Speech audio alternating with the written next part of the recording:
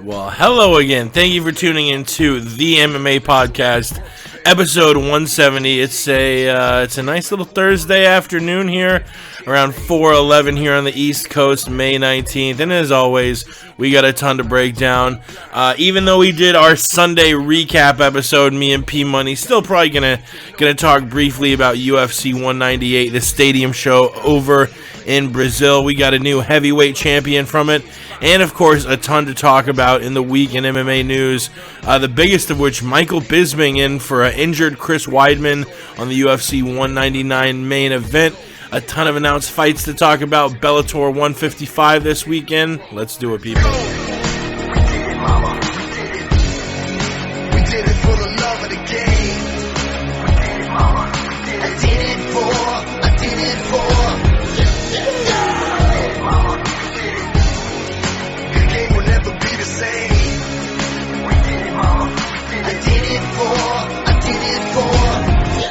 You're listening to the MMA Podcast!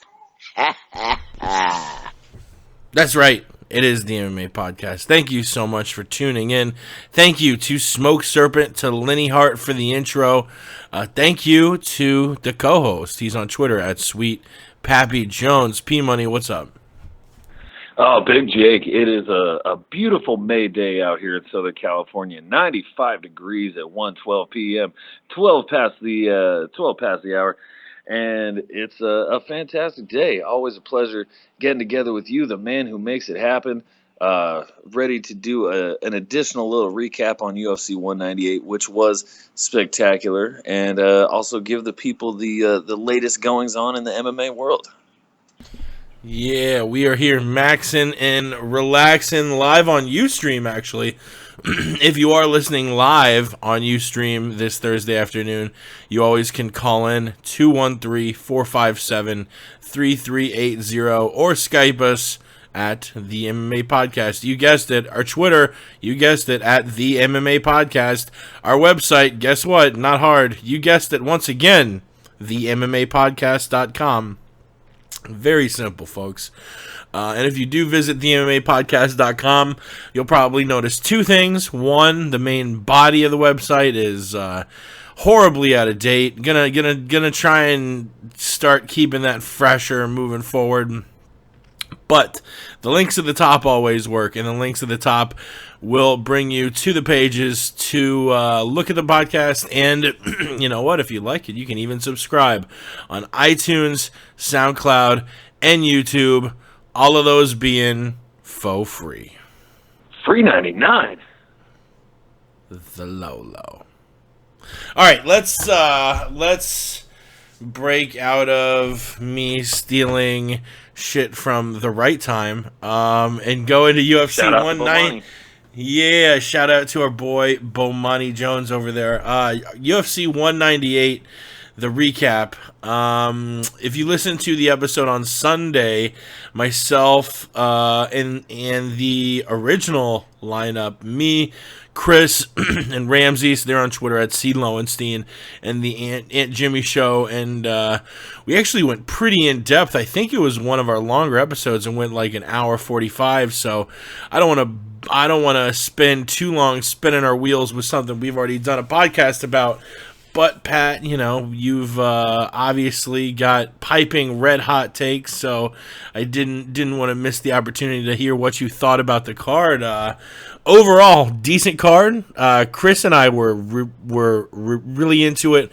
Ramsey said it was a trash card because he's A, out of his mind, and B, he was really bummed out about Anderson Silva not being able to fight Uriah Hall there. It is possible that I am just smoking crack and that you are all right. One of my favorite Ramsey's drops there. But, yeah, you know, I thought it was a great card. What did you think of 198? Oh no, this was certainly a fun and enjoyable card. One of the better Brazil cards that they put on. I mean, couple decisions to start off the bout, but some decent fights. Rogerio Nogueira, Little Nog, getting that TKO over Pat Cummins in the featured Fight Pass prelim. Was not expecting that. Still wouldn't mind seeing Little Nog retire at this point. My goodness. But no, it was a good fight overall. I mean, John Lineker doing his thing, taking out Rob Font in a decision. Trinaldo taking out Medeiros. Trinaldo, he's been on a great run lately. Insane. I think that first and the third were both 10-8s. I mean, put it on, Yancey. Yeah, he's really just come a long way here. And Thiago Santos, man, I think pretty much every one of us had Thiago Santos knocking out Nate Marquardt in the first. Almost feel bad I was right on that one, but man, Maheta is just a beast on the come up these days. He's just knocking everybody out left and right. Damian Maia subbing out Matt Brown. I think really the only shocker there was how long Matt Brown held out.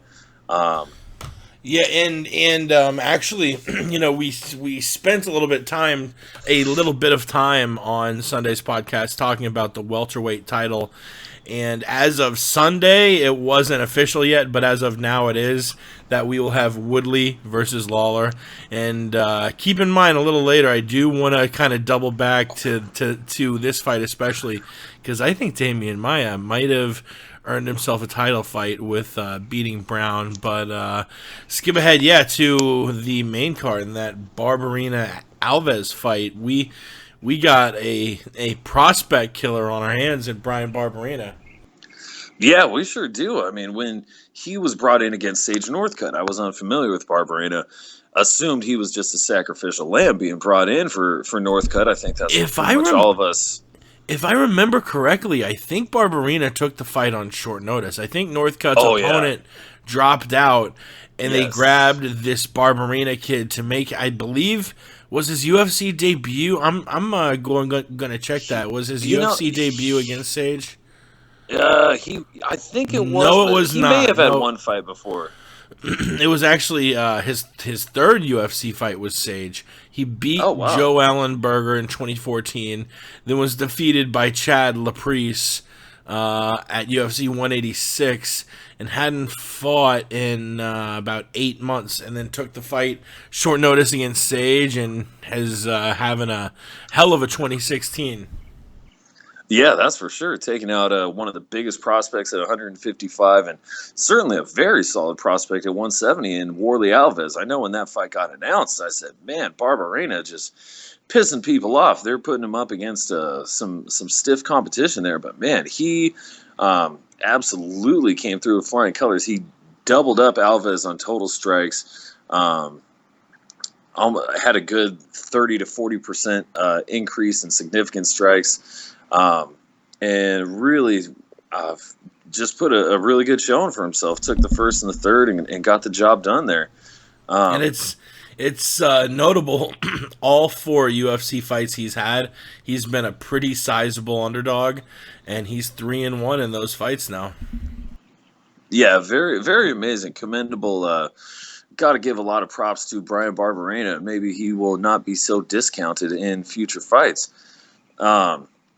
However, we did have a fight after that where perhaps the scoring was not as on point, and the Brazilian was given an unjust nod due to legend status. Of course, we're talking about the Shogun versus Corey Anderson fight.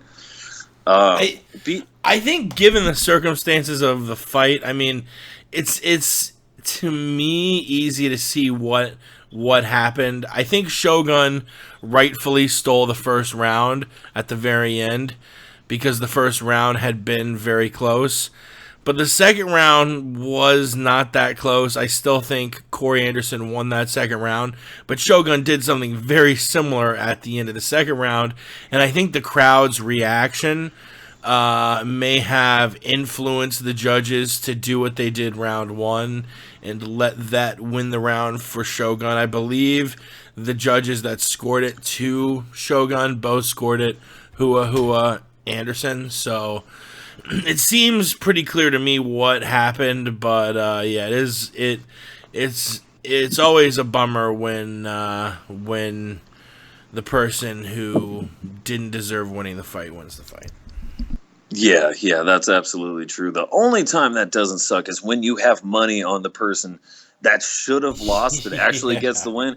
Only time that even feels right. But those days are so rare and few and far between. And it's nice to know that the judges are on the same page and seeing the same thing as the majority of the fans, so that you don't have to worry about that, because Lord knows it goes the other way too. There's nothing more infuriating than putting your money on someone to win a fight who does win a fight, but then the judges say they don't. I've had that happen a couple times, and it is, few things make you want to blow shit up more. So, yeah, definitely. But again, hey, that's one thing you certainly have to take into account with the Brazil cards. Some home cooking is bound to happen.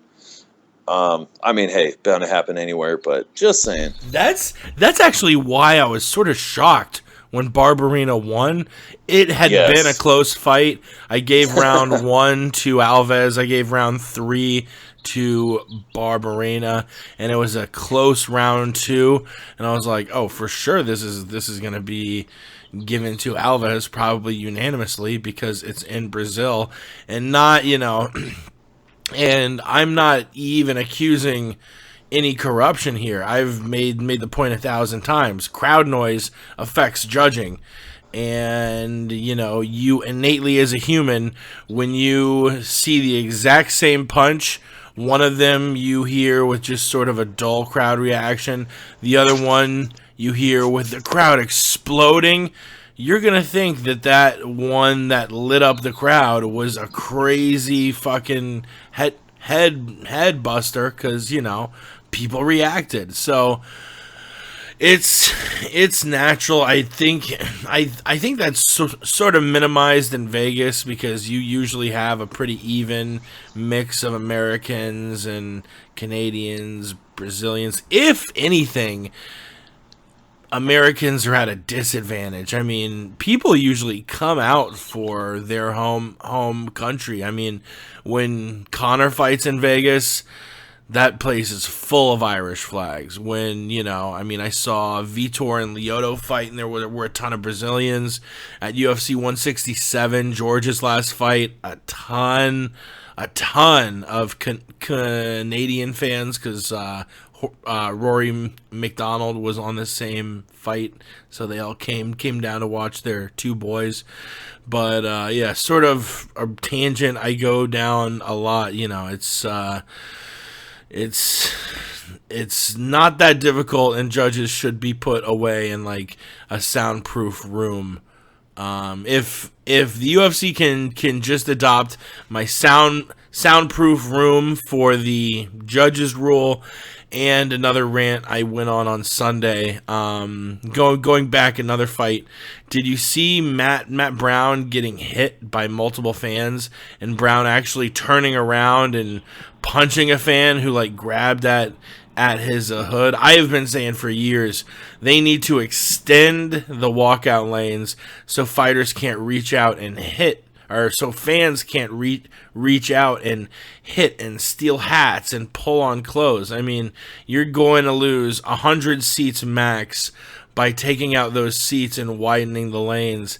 And I think it's a very good investment, because what they're doing now is, all right, let's just wait until something terrible happens, and it's going to need to be something a lot more terrible than just the Matt Brown thing. We all sort of laughed at the Matt Brown thing, but what if what if a women's strawweight fighter is walking out and gets decked by a fan on the way out? Well, what if like a real, actual crazy brawl starts between a fighter and his posse? Well, what if someone tries to like slap a Diaz and that whole crew just goes rowdy on a pack of fans, and we have another situation like we did in Auburn Hills in basketball when the Pacers fought the fans of the Detroit Pistons? I mean, it's very possible in such a charged atmosphere too. You cannot have these fans within striking distance of fighters, even though they probably paid a lot for those seats. You had Brown getting slapped 3 times, hit 3 times. That's unacceptable. The UFC needs to widen the lanes, and I'm going on this tangent again. Pat, stop me. Jake, goddammit. No, you know what? You're absolutely 100% right, though. And really, I mean, whether it's a female strawweight fighter or, a 170-pound Matt Brown, I mean, really, that is unacceptable. And quite actually, I'm surprised we haven't seen anything like that before in any of the Brazil cards, at least televised. I don't know if it was Matt Brown flipping off the fans at the weigh-ins. I think that could have possibly been the factor that got a lot of these guys riled up, because typically, if you're not from Brazil, when you're on that scale, when you're walking out to the ring, at basically every single point of your entire experience, throughout the entire fight, the fans are going to be cheering against you. They're going to be doing that chant. What is it? You're going to die, or something like that. Vai morrer. Vai morrer. Yeah, not the most friendly of chant, but you know what? Most fighters at this point have at least learned, you know what, that's just going to happen. It's accepted. You just need to take the punches in that respect and roll with it. And Matt Brown, he let it get under his skin. He flipped off an entire stadium in Brazil. And some of the crowd did not take too kindly to that. Does that give them an excuse to be punching him as he's walking out to a fight? No, that's fucked up, and that puts him at a disadvantage. I mean, he's taking strikes before the match even starts. Whether you want to talk about, how solid these blows are or anything like that, the fact remains he still took multiple shots before he even got into the ring with Damian Maia. That leaves him at a disadvantage. And it could fuck him up one of 2 ways. It could actually, physically jostle him around a little bit, and mentally, that could take you out of it. You spend an 8-week training camp visualizing this walkout, visualizing every step, and all of a sudden you're getting slapped around during your walkout, and it completely takes you out of it. Although I will say, I think slaps or not in this fight, Damian Maia would have worn him like a backpack, whether he got slapped 0 times or 100 times. I mean, yeah, that's... Maia looked incredible in that fight, dude. Yeah, he did. I mean, and I must say, I think, Matt Brown looked fairly good himself, just being able to ward off Damian Maia for as long as he was. Not a bad showing. And yeah, you have a good point there. This fight still went down the way I'm sure the majority of us anticipated that it would, with Maia getting the submission. It's doubtful Matt Brown was concussed walking out to the ring due to those blows. But hey, you never know, that those kind of things, like you mentioned, just the mental aspect. Here you are, you're walking out to the cage, and all you're thinking about is Damian Maia, fighting Damian Maia, and then you got these fans slapping you upside the head. And at that point, I know for me, I would be so pissed. I don't even know if I'd be able to concentrate on Damian Maia. I'd be just wanting to jump in the crowd and fuck people up. It is a very unfortunate situation.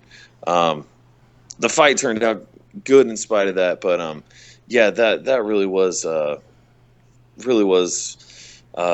in poor taste, really all the way around. I mean, Matt Brown shouldn't be flipping off the fans. Fans shouldn't be punching fighters in the face when they're walking out to the ring. Let's everybody get our shit together, shall we? Come on, people, let's get it together. That brings us to our boy Tim Torres at Tim Frontkick. says, can you talk about why is it impressive that Cyborg beat a former 125er in Leslie Smith? He wasn't very impressed by Cyborg's performance just because of the caliber of opponent. Smith has had some tough fights. Smith has had fights where she didn't go down, but this fight went down just like we all thought it would. UFC gave Cyborg a Candy Crush, and she crushed it. I will talk in a little bit after the card breakdown about her next fight, a rumored fight with Germaine de Randamie. But yeah, what did you think of the Cyborg beatdown? I mean, Leslie was claiming it was an early stoppage, but I don't know. I'm not really. Yeah, I'm not too mad about that stoppage. No, nor am I. Yeah, Leslie was a little emotional after that fight, saying, "I didn't quit. I didn't quit." You didn't quit. Your body quit, though. Speaking of taking unanswered punches to the face, that was basically what Leslie Smith did, and essentially what she was brought in for that fight. Yeah, I'm with our boy Tim on this one. You know, this really. This is another fight that just went exactly as we expected it to. All the props in the world to Leslie Smith. I mean, I think if she were fighting at her proper weight class of 125 or even just at the 135-pound division, you know, she can hang with these girls. She is certainly not the worst competitor. She's got a good frame. She's very tall for 135. She's got long reach. She's got some decent boxing skills. But Cyborg, just too big, better everywhere, better striking, better grappling, has been at the upper echelon of the sport for like a decade now. She is that chick and has been that chick. And the only time that we think she might not be is when we have your Gina Carano's and your Ronda Rousey's in there. But man, Cyborg has been the constant in the WMMA scene for the better part of a decade here. And this fight, yeah, it went exactly as we all thought it did, and it went exactly as it should. That fight should have been stopped. Leslie Smith, bless her heart, she is such a tough lady. I don't even think she didn't want the fight to get stopped against Jessica Eye when her ear was falling off of her head. She was like, "Nah, I'm good. I don't give a fuck about an ear." Like, man, she has got all the toughness in the world. I want to say she trains with the Diaz brothers a little bit. So, you know, she's got that moxie about her. She's a very game fighter. All the respect in the world to her. But yeah, Cyborg, she came out and did what we all thought she would do. And no, that fight was good to be stopped when it was. And you know what? It was nice seeing Cyborg get in there in the UFC in the big show. She's been a big star for so long. You know, she is a long way removed from her Strikeforce fight with Gina Carano, which did big numbers, by the way. People seem to forget that. Gina Carano versus Cyborg Santos, that was as big a mixed martial arts fight as almost any fight we've ever had in history. Cyborg is a legit star, and it was good to see her on the UFC 198 Stadium show. And yeah, Jacare finished it just as quick and just as brutal as it seemed Chris did. And, you know, against a much higher caliber opponent, Belfort seemed to kind of give up there at the end, pulling guard and letting Jacare finish the fight with ground and pound. Jacare now, you know, it's a shame he couldn't get switched into this Rockhold fight, which we will talk about Bisping Rockhold in a minute here. But, you know, I guess he's got a knee issue or something. But you got to imagine he's up there with Weidman, knocking on the door for a title shot next. It's such a shame, man. He was guaranteed a title shot in 2013 when he beat Yushin Okami. Since then, he's done nothing but win. His only loss should be a no contest because his opponent popped hot. So yeah, it's murky, but Jacare looking good, and I think might be a future UFC champion. I mean, I think his skills are up there with a Weidman, with a Rockhold. and neither of those guys would want to see the fight get to the ground. Yeah, amen to that. And we talked a little bit about this recently. I felt bad for Vitor Belfort just because he had come out, I want to say it was an MMA Junkie article, and he was like, oh, yeah, Jacare, man, he's the best dude in the division at 185 pounds. He was just riding Jacare's dick like, yeah, you know what, we used to train together, but, man, yeah, he's got the skills. I saw it. I knew he had the ground skills, but man, I knew he had what it takes. Basically, putting out that, hey man, don't beat the fucking piss out of me. Just kind of take it easy on me. Sentiment, kind of putting that out there. At least that's the way I took it. I'm like, bro, you're sucking those balls real hard, just saying, please don't beat my ass. And Jacare came out and said, you know what? I don't give a fuck. I'm whooping that ass. He took him down. He probably could have submitted him even easier than he did, but it looked like he just wanted to beat the shit out of Vitor. He took him down and was just raining the thunder down on Vitor. Vicious punches and strikes. He busted Vitor wide open. And then once he was a good bloody mess, Vitor just handled him, mercifully took him out with the choke there. And yeah, it was just a dominant performance from Jacare. Like you were saying, unfortunate he's not going to be able to slide into that title position, but really the way things are going, you got to think as soon as he gets back, it sounds like he's going to need knee surgery or he's got some sort of knee injury he's going to rehabilitate, but you have to think as soon as he's good to go from that, unless he wants a tune-up fight or something like that, you've got to think the title shot is imminent for our boy Jacare. Yeah, and I'm not sure what they'll do with Weidman. Maybe make Weidman Jacare for the next number one contender. I don't know.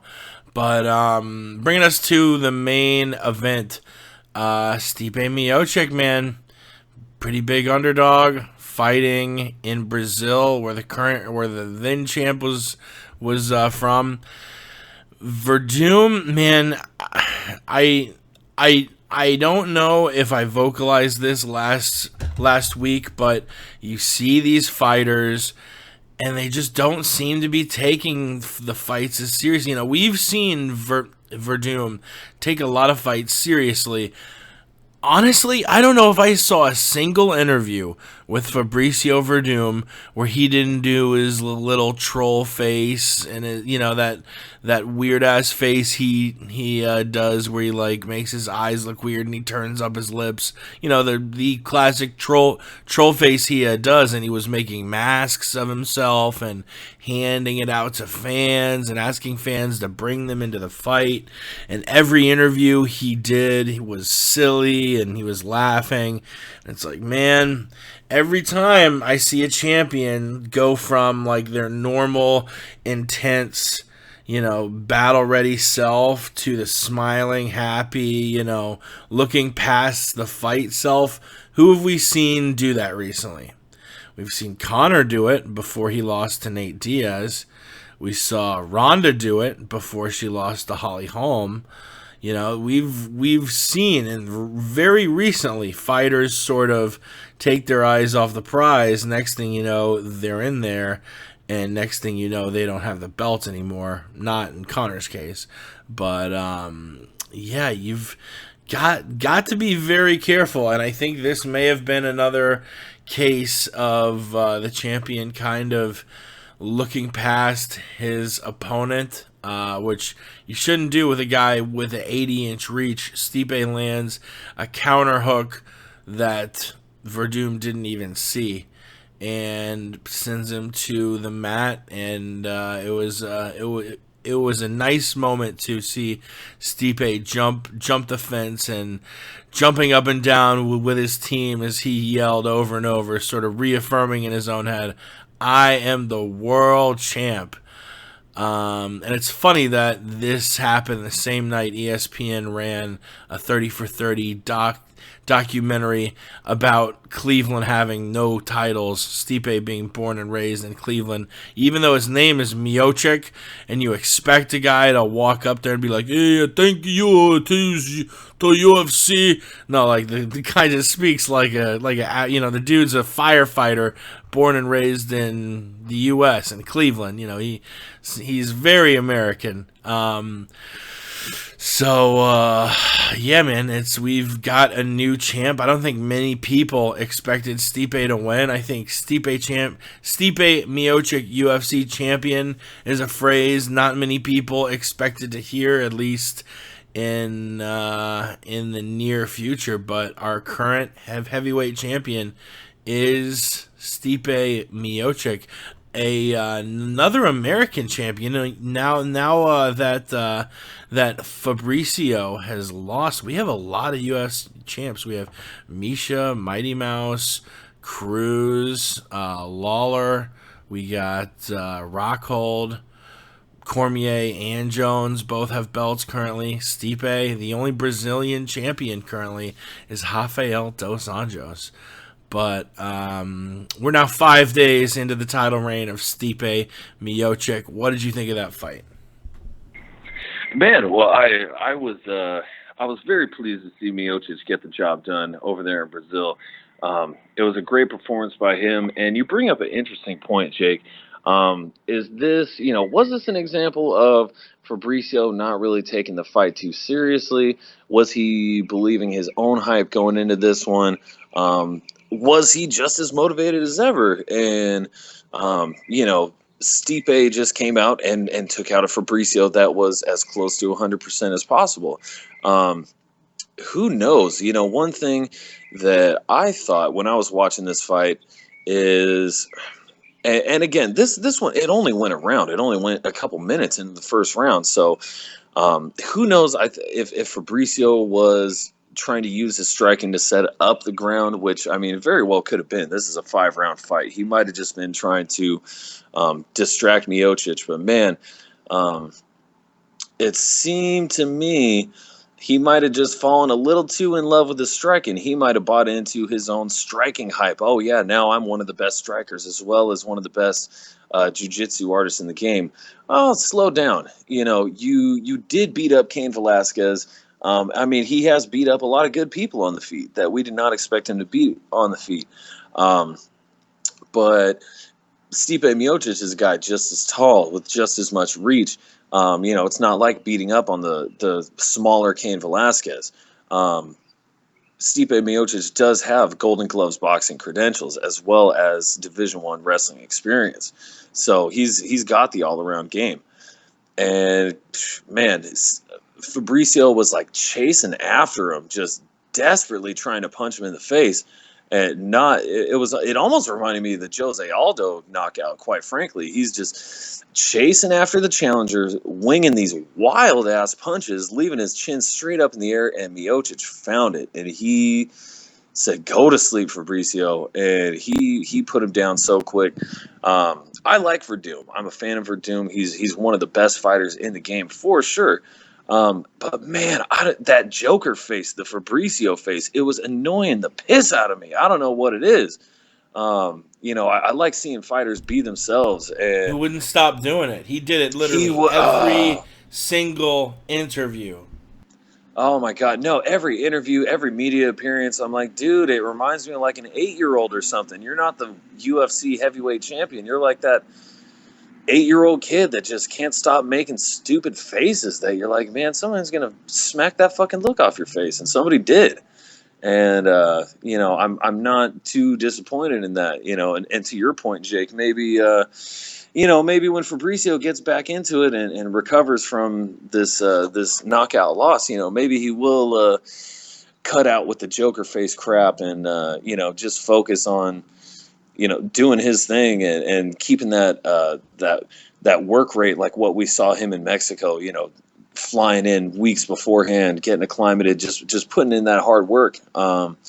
hopefully we'll see that Fabricio come back and much less of the Joker face Fabricio. But I mean, really, ultimately, you have to give all the props in the world to Miocic. He is a solid all around fighter, and we know styles make fights. And on this past Saturday, Miocic his fighting style was able to thwart one of the best heavyweights the UFC has ever seen, in Fabricio Verdum. And Verdum is arguing that he had won 6 fights in a row. Before that, he wants a rematch. Guess what? You had 0 title defenses. I'm sorry, you don't get a rematch. I'd like to see the next title shot go to Alistair Overeem, as did the whole panel on Sunday. Are you going to make it unanimous that all of the TMP co-hosts want Overeem versus Miocic next for the heavyweight title, or do you have someone else in mind? Yeah, you know what? I think Overeem Miocic is not a bad one to make. I mean, Overeem, we've all wanted to see him fight for that belt since he came into the UFC heavyweight division. And yeah, hey, why not? I think the time is right. Overeem is on a roll himself, just coming off of that victory over Andrei Arlovski, and he's got the knockout over Junior Dos Santos before that, so he's got a good win streak. He's got good names. Yeah, I think the timing is right. If you don't put in Andrei Arlovski, I really don't know who you would put in. There's really not a whole lot of people that can make a legitimate claim to being a worthy heavyweight title contender right about now besides Overeem. So it's official. It is unanimous with TMP that Overeem should get the next belt, or the next crack at the belt at least. I believe that does it. So let's get from that UFC breakdown to the news.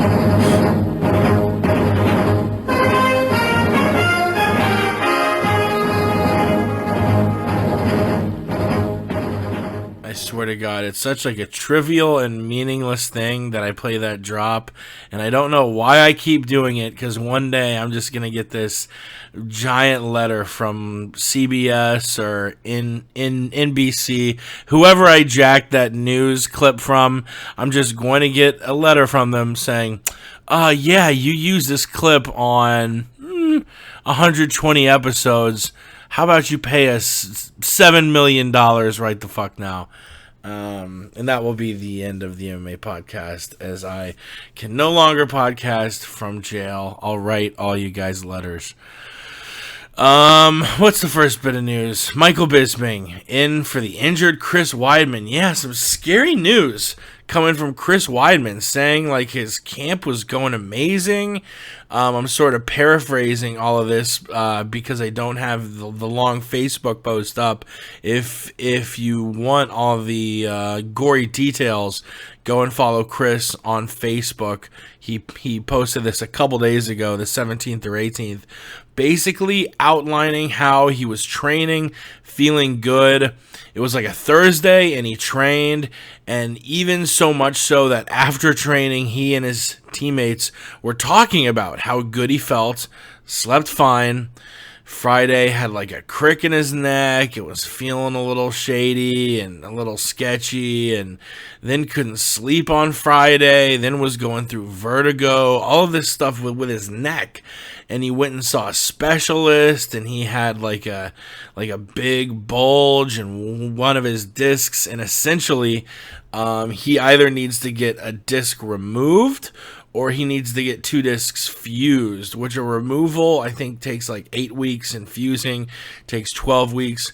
But this is neck. This is serious stuff. This is, it used to be, really knees could could threaten a career. We've sort of gotten past that point. Knees, you can come back from a knee, but a neck is always sketchy. So, prayers to Chris and his family, not just for his career's sake and the longevity of his career, but that's serious stuff when you start to talk about the C6 and the C7 and your spine and your vertebrae. And that's just very random that it seems to, there wasn't an incident that triggered it. It wasn't like he got knocked out and whipped his head or got in a car accident. It seemed to sort of come out of nowhere. So Weidman drops out of the main event June 4th in LA. There are lots of times when fighters drop out and you're like, oh, come on, fight your fight. Ones like this, you cannot blame. Chris would literally be insane if he tried to still fight, and irresponsible as, a father. So I'm glad he is at least off the card and going and not, going Rambo and trying to fight with this thing. So Weidman pulls out, and then everyone's like, well, fuck, who is Luke Rockhold going to fight? Is he still going to fight on this card? Jacare was being floated out there a while. Oh, and of course, props to our boy Diz at Talk MMA for breaking this whole Weidman injury story before Weidman had the chance to chime in on it himself. So then the question was, okay, who is Luke Rockhold going to fight? Is it going to be Jacare? Yoel Romero. I think his suspension isn't over until later this summer. So Jacare, let's plug in him. Well, can't really do that because I guess his knee is injured. I guess that was the official rub. I'm looking up this chart, which was pretty... Not funny, but actually informative. It showed, all of the heavyweight or the middleweight top 15 and whether they were ready or they had lost. And currently, middleweight's kind of clogged up. Here, I just pulled it out. Weidman is out. Jacare is not cleared. Vitor will not be cleared because he just got pounded by Jacare. So if you're going by UFC rankings, next guy up, Michael Bisping. After him, Anderson, it can't because of that gallbladder surgery. Whitaker, I'm not sure if he's cleared yet. He fought like a month ago. It says available, but I know he fought less than a month ago. I know he fought in late April. He beat Rafael Natal. Lyoto popped. Gegard would be available, but I don't like that. Tim Kennedy, currently on a USO tour. Uriah Hall available. I actually would have liked to have seen Hall versus Rockhold, just because, I don't know, we've seen Bisping versus Rockhold before. Hall's very exciting. That would at least just be a fun fight. But the fight we're getting is Michael Bisping versus Luke Rockhold. And before we break down that fight and talk about whether Michael Bisping will have a chance, because he started off in Vegas, a tremendous underdog. I believe Luke Rockhold is minus basically a 10-1 favorite in Vegas. So Vegas not giving Bisping too much cred, but here's a little snippet of Luke and Michael Bisping going at it on UFC tonight. It should at least be a fun war of words leading up to 199. Underestimate me, pal. All the pressure's on you, mate. I'm coming in nice and loose, swinging. I'll be hard and fresh, and I'm looking for your chin, pal, and it only takes one, so just be careful. Come get it. Come get it. You know what? Weidman was going to get a beating. Jacare would have got whooped. 2 weeks You're going to notice. get I don't slaughtered. give a damn about anything you bring to the table. I'll fight you on 1 day's notice, buddy. 2 weeks is too long. I'll fight you right now.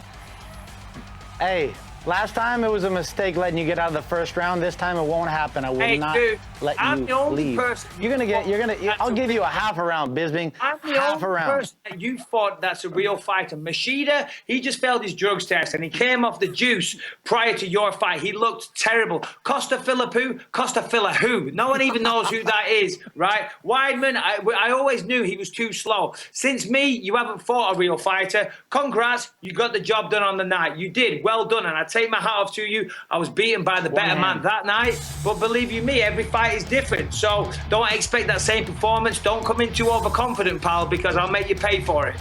All I know is you're going to get a fight. You're going to get a great fight and a great beat down on Michael Bisping. It's going to be a great career. You're going to ride off into the sunset.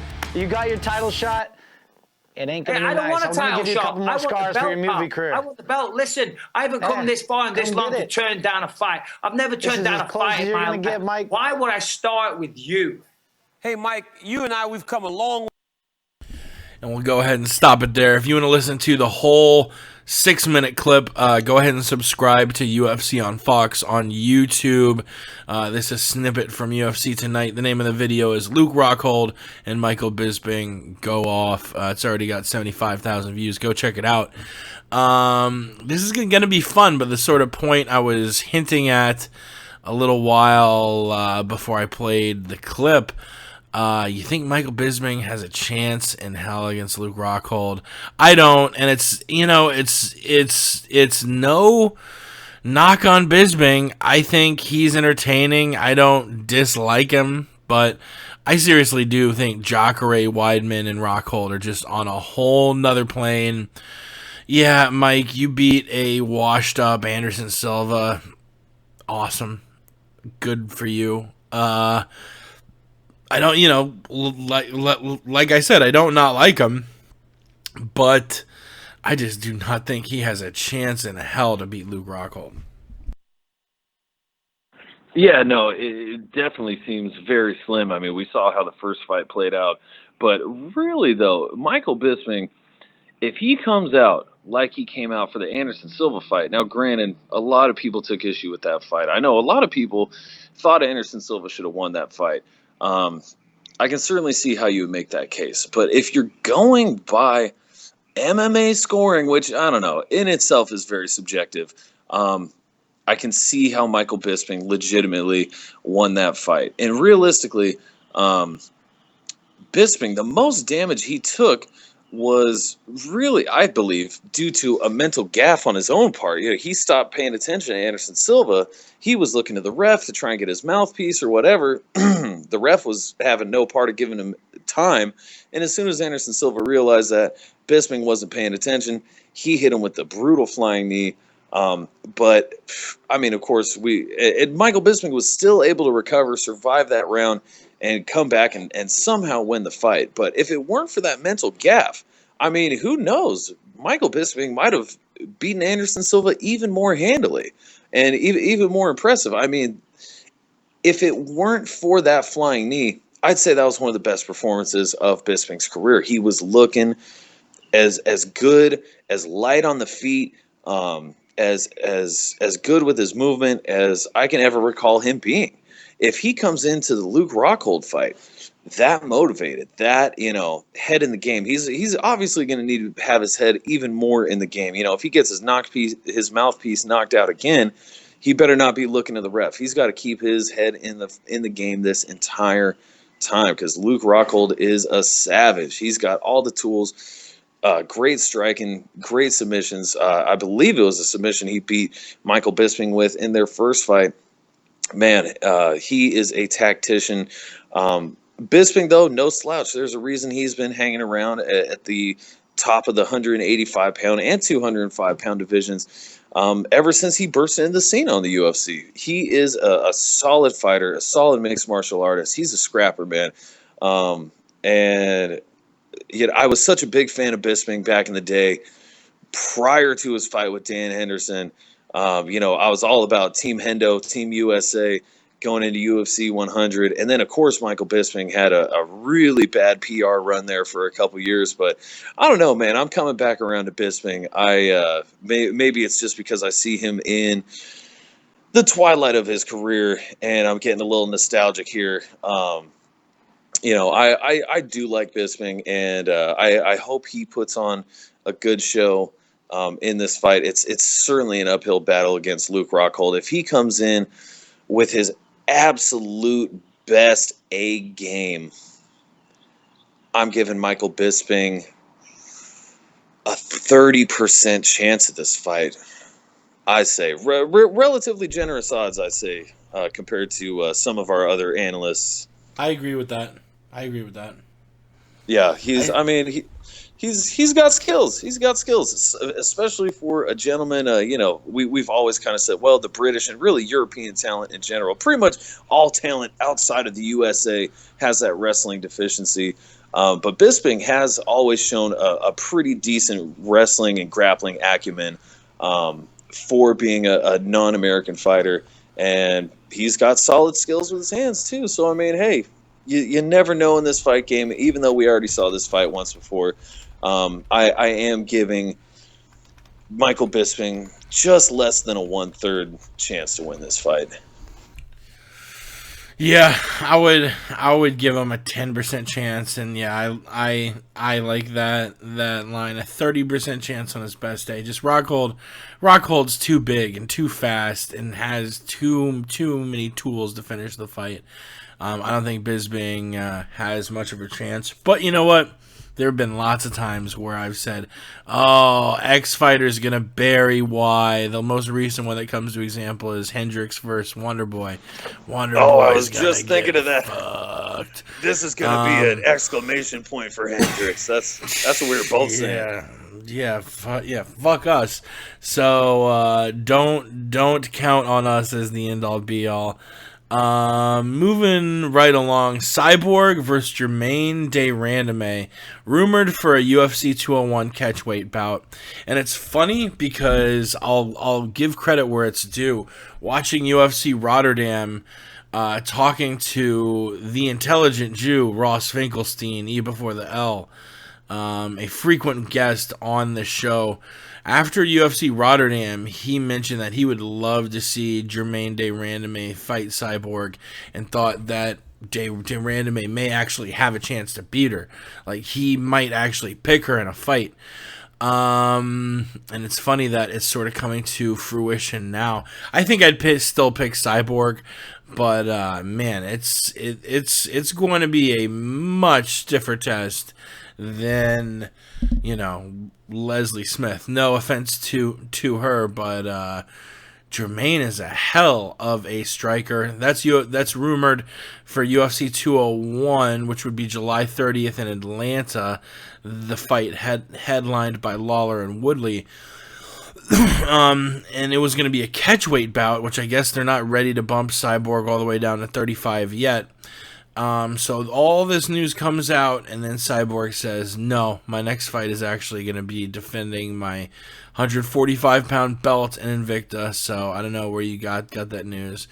So we'll see what happens there. I think maybe Cyborg, maybe she fights once more in Invicta. I don't know how much money it's going to take for the UFC to lure her over permanently. I'm sure she's getting paid more for her UFC fights, so I'm not, maybe she's just really, really, really against cutting to 35 and is trying to sort of strong arm the UFC into creating a 104. I mean, I think eventually we'll have 4 women's weight classes. We'll have 15, 25, 35, and 45. And I think 25 would be a perfect weight for Miesha Tate, the current 35 champion, and 45 is the ideal weight for Chris Cyborg. So currently she's fighting catchweight bouts, rumored for a catchweight bout versus de Randamie, but apparently that might not go down. Apparently she might fight next at Invicta. What do you think about a possible fight between Cyborg and the Dutch Germaine de Randamie? Well, I'm with our boy Finkelstein on this one. Literally, as I was watching the Germaine de Randamie fight, I was thinking this needs to be the next person to take on Cyborg. I mean, honestly, she has great kickboxing credentials. She came into the UFC with a great deal of hype as well. Has had some trouble staying in the octagon, I want to say. I don't know if it was injury issues or what, but it just seems like we haven't seen her a ton in her UFC career. But, man, with her last performance, she really looked to be firing on all cylinders, although, again, she was fighting a 3-0 fighter in Anna Elmos in her last fight, who was making her UFC debut. Although the Danish Elmos really good account of herself. I mean, she went out balls to the wall. She was fighting and put up a great scrap for a UFC debut. Tough chick in Elmos fighting a tough chick in de Randamie. But no, I was thinking the same exact thing. I said, man, we got to get Durandamy and Cyborg. And Durandamy, she's bad, man. We have seen Cyborg lose in kickboxing contests. And Durandamy certainly has the kickboxing credentials. I would dare say she might even hold the striking advantage against Cyborg. Power advantage, I don't know about that. But striking technical acumen, I believe she holds the edge there. But man, Cyborg, she's got the ground skills as well. She's a big chick for wherever you want to have her fight, 145 pounds, 140 pounds, whatever it ends up being. That's going to be a tough test, but man, Durandamy, I think she's certainly got a good chance in the fight, a lot better than the majority of opponents that Cyborg has faced throughout her career. And sticking on that UFC 201 card, the co-main event now official. It's going to be another championship fight between Mighty Mouse and I'll do a little drum roll here on the desk. Mighty Mouse and you guessed it, Wilson Hees. Wilson Hees. I'm not sure how to say his name. He is Brazilian. Wilson Hayes? You never know. Wilson Hayes. That's it. Hayes. Wilson Hayes. You may have seen him in his last fight, a win against Dustin Ortiz. I don't know, man. He's 3-2 in his last 5. Lost to Yuri Alcantara and Husier Formiga. So let's really examine. All right, he lost, and now he's on a 1-fight winning streak against Dustin Ortiz. The same Dustin Ortiz who is 1-2 in his last 3. His only win against Willie Gates. So that's who we're giving title shots out to. I guess I can't really blame the UFC because Mighty Mouse has already beaten literally everyone in the division. So this would be, I think they're just trying to get Mighty Mouse up to 11 and then get him to leave the flyweights because I know Johnson is very interested in beating Anderson's record. So currently Mighty Mouse has 8, and the record is Anderson with 10. I believe, let's see, Anderson had 10, GSP had 9, John Jones had 8, but technically that ended when he was stripped, so he's going to need to start over, which is kind of bullshit. So Mighty Mouse is presently the only champion with 3 or more straight defenses. I think you have a couple champions with 2. I think Ian Jacek has 2. I think Robbie has 2. And that might be it as far as multiple title defenses go currently. But yeah, currently you've got Mighty Mouse in there. 8 defenses. He wants to get to 11. So it might stand to reason that he does Wilson Hayes. Then I believe the rumor was the winner of the next flyweight tough season is going to get a title fight. And then maybe you give a title fight to whoever wins between Cejudo and Benavidez. I'm not sure. The Benavidez trilogy would make the most sense as far as a final fight for Johnson to get that 11th defense and then move up. Because Benavidez, pretty much his entire title reign, has been the number 2 guy. So, yeah, we got this fight, yet another Mighty Mouse fight that we expect him to go in and beat the brakes off of his opponent, and I think that's what likely happens. I hate to be using all of these definitives saying, Bisping has no chance and Hayes has no chance, but both of these guys really honestly do have very slim chances of winning their upcoming fights. Yeah, very true. I mean, Hayes, he's made strides in his striking game. He was a former, I want to say, actually, I don't know if he was Bellator champion. I may pump the brakes on that one, but he was a Bellator fighter for some time, and he has a good grappling acumen, a good Brazilian Jiu-Jitsu game, and over the years has shored up his striking quite a bit. So he's definitely a formidable threat for most competitors in the flyweight division. But man, Mighty Mouse, I mean, you look at what he just did to Henry Cejudo, the Olympic gold medal winner in wrestling, a guy who also has very solid hands himself. And Demetrius destroyed him in less than a round, beat the brakes off of him so bad. I don't think we can talk about Cejudo getting a title shot for some time after that performance. I mean, my goodness, even if he does beat Joseph Benavidez following their season of the Ultimate Fighter, the way that fight went down, man, Cejudo really needs to put together some performances. But no, I was surprised in seeing that Wilson Hayes was named the next contender for the flyweight championship. I mean, I was thinking maybe Justin Scoggins, although he's 2-2 in his last 4.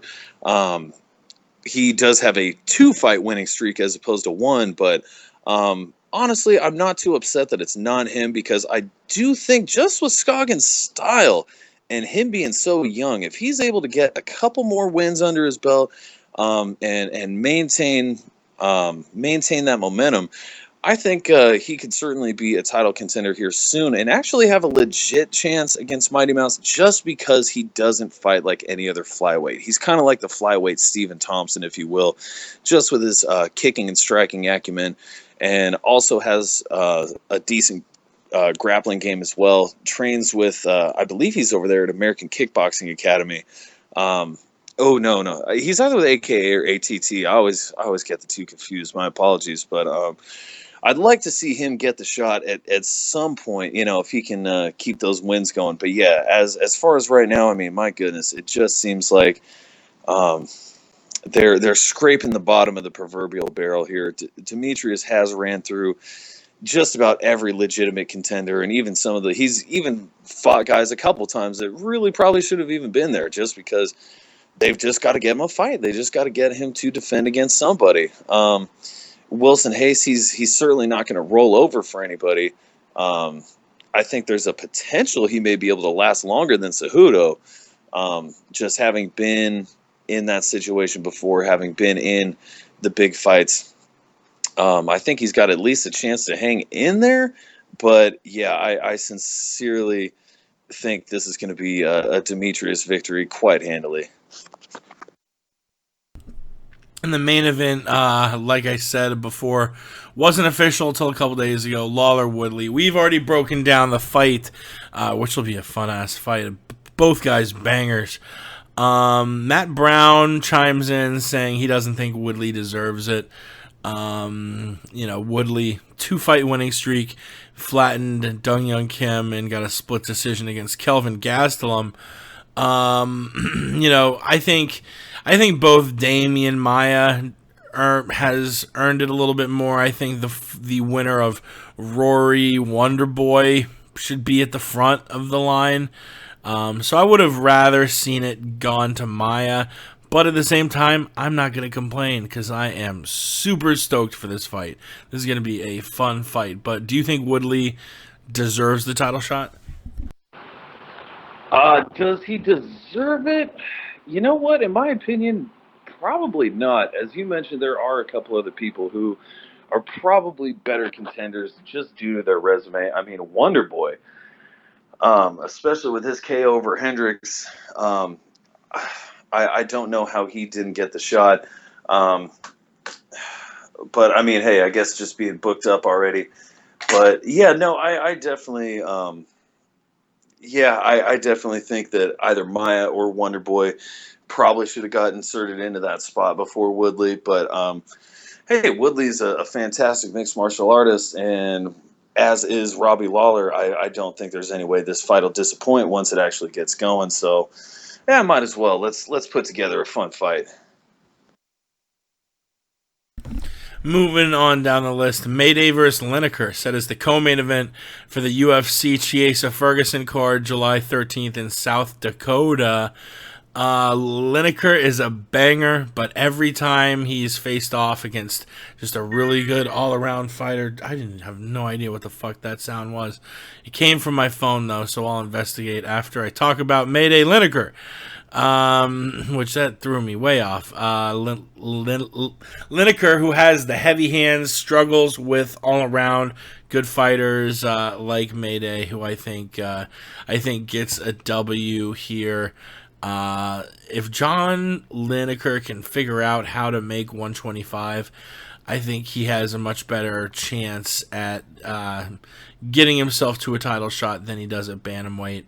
But I'm giving this one to Mayday McDonald. Who you got?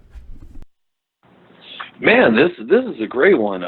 McDonald was one of the bright prospects at 135 pounds, even fought for the title when Renan Barão was, I believe, when he was rocking the interim belt, and did okay in that fight. It dropped Barão, but then he dropped that fight, got a win over Pickett, took a hard loss to Uriah Faber, and then was out of the game for over 2 years. Came back with a win over Masanori Kanehara in January this year, and got the submission. But man, this is going to be an interesting fight. Lineker has shown that his power has come with him up to 135 pounds, and he's a very quick fighter, very strong fighter.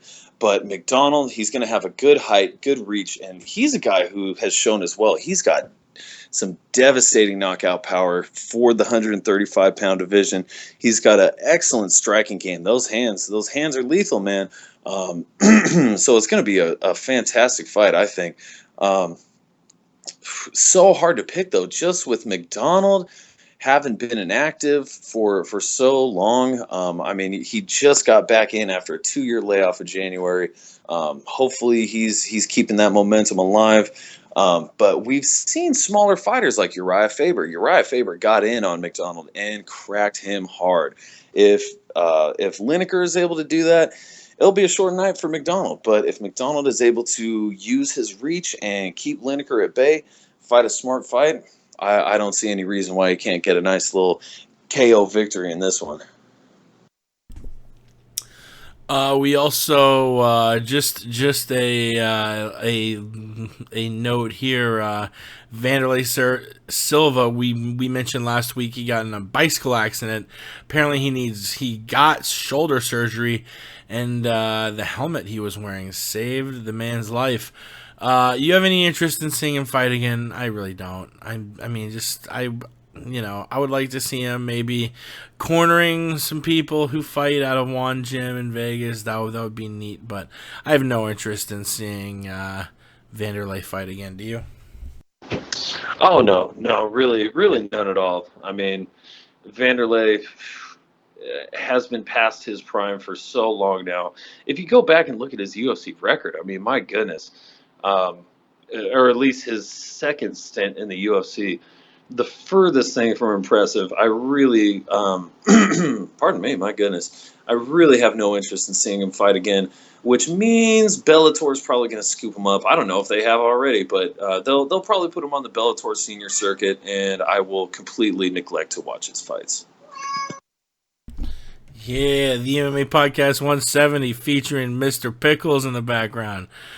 What else? Pickles concurs. Yeah. Angela Lee inks a 6-fight deal with 1 championship. Now she's going to be out-earning Joanna Jędrzejczyk and Chris Cyborg. How about that, UFC? That's just hilarious how one championship yet again seems to be making the UFC kind of look like the inferior fight organization here, paying their star women's fighter more than Joanna's making, which is huge. Cyborg is making, which is huge. You have any thoughts on that? Yeah, I mean, really, it's great for the sport. I mean, I have no clue who Angela Lee is, if I'm being 100% honest. I've even seen very few one fighting championship events. I'm somewhat embarrassed to admit, but it's fantastic for just the nature of the sport and the free market agency. that whole trend that we've been seeing lately about fighters, testing the waters, seeing who will give them those ducats. And man, ONE FC, if they keep paying their champions like this, keep paying their fighters well, I mean, there's certainly a good chance we will have a lot more people not just looking at Bellator and World Series of Fighting, but also looking at ONE Fighting Championship as a legit option for their fighting future. I think it's a good thing for the whole of mixed martial arts, and might also help spur the UFC into paying their fighters some more money, which is desperately needed. So really great news all around. Props to Angela Lee for getting that money, and props to ONE FC for paying its fighters. Hopefully that's a trend that we see take off here in North American mixed martial arts. Yeah, I couldn't agree more. I think competition breeds a good product, and I think the more companies and promotions that are out there pulling at the UFC, it's just going to make their product better and overall the sport better.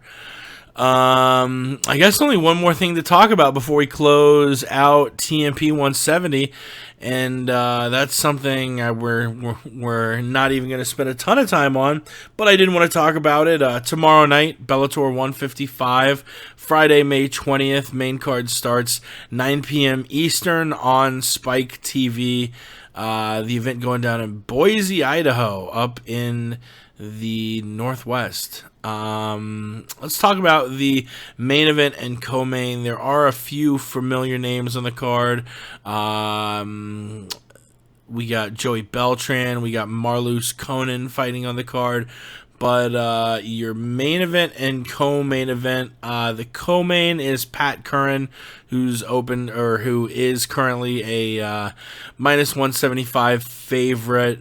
Georgi Karakanyan on the other side at plus 145. And Rafael Carvalho minus 250 taking on Melvin Manhoef plus 190. I'm taking the two favorites, Pat Curran and Rafael Carvalho. Curran's been looking awesome lately. He's I think sort of, whether he's on a couple fight win streak or losing streak, you usually get the same Curran, who is just an all-around banger and really only loses to the best lightweights the best featherweights in Bellator. Has had a little bit of a rocky road. He lost to Daniel Strauss, then beat Strauss, then lost to Pitbull Freire, then Daniel Weichel. Just beat Emmanuel Sanchez, and I think he gets a fight here against Georgi Karakanyan, whose last fight also came to Daniel Weichel. Then you got Rafael Carvalho, the big middleweight, 6'3", 29 years old. I mean, this dude could have a bright future. He's 12-1, and the one loss was like the first fight of his career. So he's defeated everyone. He beat Brian Rogers, beat Joe Schilling, beat Brandon Halsey, and looking for another notch in the bedpost, so to speak, that I think he gets here against Melvin Manhoef, who wasn't able to beat Joe Schilling, and both of them fought Schilling semi-recently. Just beat Hisaki Kato, but Rafael Carvalho is no Hisaki Kato. And I think he wins this fight pretty easily. I think he's earned his spot as being a pretty sizable favorite at minus 250. So I will be watching this. I'll probably watch most of the main card and see what goes down with Bellator 155 tomorrow night. You have any thoughts about Bellator 155 before we close it out? Well, you know what? This is one Bellator card I may just check out just because I'm a big fan of Marloes Coenen. Love Marloes. Been a fan of her since the Strikeforce days. And it's a decent Bellator card. I'm also a huge Pat Curran fan. I mean, my goodness, when he was the featherweight champion, there was a lot of talk about him being one of the best featherweight fighters in the world, and one of the best 145 pounders not in the UFC. And that very well still could be the case. He's been up and down over his last few fights, though. He needs to get some consistency, and he's got a pretty solid test in Karakhanyan here. Karakhanyan's a very lengthy 145 pounder. Has a pretty good all around skill set, just like Pat Curran. The odds are pretty close on this one, but man, I think. I wouldn't be surprised if Karakhanyan is able to get it done, quite frankly, but I've got to go with my boy Pat Curran. And as far as the Carvalho Manhoof fight, I think that one's a little more straightforward. I'm definitely going with you on that one as far as Carvalho getting the win. Manhoof has been a legend and a solid competitor in mixed martial arts and kickboxing for years now. But really has not found great success in either sport for some time here. And I think the young prospect is going to get a emphatic victory here at Bellator 155 against Manhoof, I'm sad to say. And I guess that about does it for the MMA Podcast 170. Pat, as always, thank you for joining us this evening. Where can we find you on the Twitter? Well, Jake, you and the fans, you can all find me at Sweet Pappy Jones on the Twitter machine. Always a pleasure getting together with you, Jake. You're one of the best to do it. Always love breaking down the fights with you, my man. Can't wait to get back and do it again.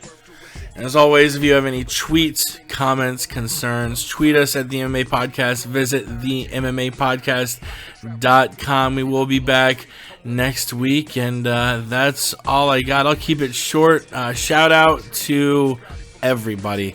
We love the shit out of you, and we will see you next week. Till then, we got Jake. Tune into the MMA Podcast every Tuesday night. Got the wild style, always been a foul child. Relax, sucker, I be the coming like Noah. The MMA Podcast, Jake is the host. And since Ramsey's been in the wheelchair, the Aunt Jimmy Show has been on the road. I wanna say John Jones is a host, so I think that I'll pick up the phone and dial 213-457-3380. We got hot takes on the stove. You get blood on your